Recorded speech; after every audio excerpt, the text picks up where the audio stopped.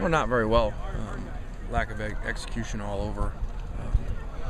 So it's not just one person to blame or anything. We didn't play very well in any of our position groups for the most part. So there's always two sides to that. It means that we're doing some good things on the other side as well. As you saw, we did hold some guys early on the live part on offense and two guys on defense. But it was a really good day by the defense. They're really responding, especially after a couple of days where the offense had probably outperformed the defense to come out. And the closest thing we could simulate to a game was very good to see with the turnovers and the discipline and lack of explosive plays. It was really good.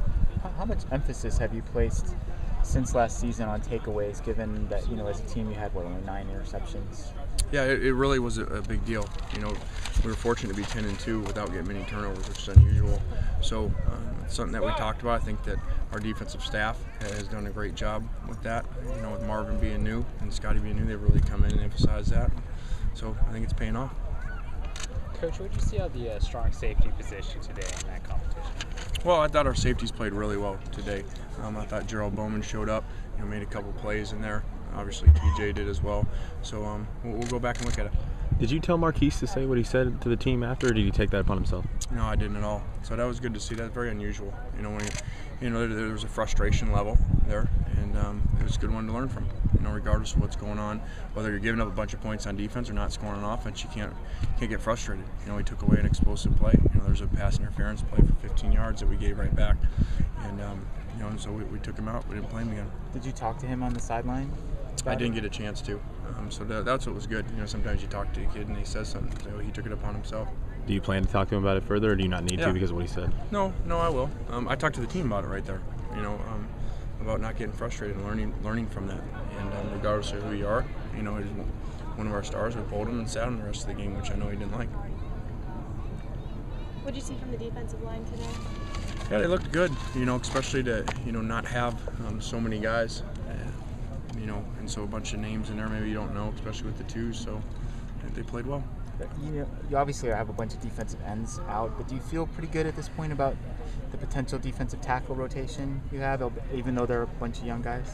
I don't know that I would say that yet. We're going to need to watch this film. We still got 2 weeks to go. And regardless of how well we did today, I know we still have a lot of work to do there. What did you see at left tackle? Well, I think that, we saw, Andre have a false start there. And, we saw some inconsistency in general up front.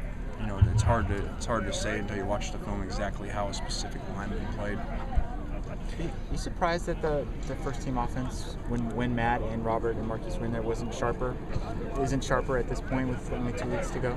I would say disappointed. Yeah. I don't think they were. I think they weren't real excited about the format. Of the cardio stuff in the first half and playing in the second half, and but that's no excuse. We got to perform better, and yeah, it was disappointing. You saw their frustration too. You saw Marquise, you saw Matt make some decisions he usually doesn't make, and I think that was a product of being frustrated. Why did you do it that way, with kind of holding them out and then bringing them in? Well, because the live part was the first half. It's too hard to go the other way around. Play to guys, and then now all of a sudden you go live, and then you turn it up. So it was easier to turn it down, I think. When you see this film, do you anticipate a decision on the backup quarterback job becoming any easier for you? Is that still something in the future? I don't know. There's never been a date on that, and there won't be. It'll be more if there's some separation, and if there's not, we'll just keep going. Really, any positions that may have been up in the air get solidified with this? What happened today? It's impossible for me to tell and to make a statement like that until you really go back and study the film in slow motion.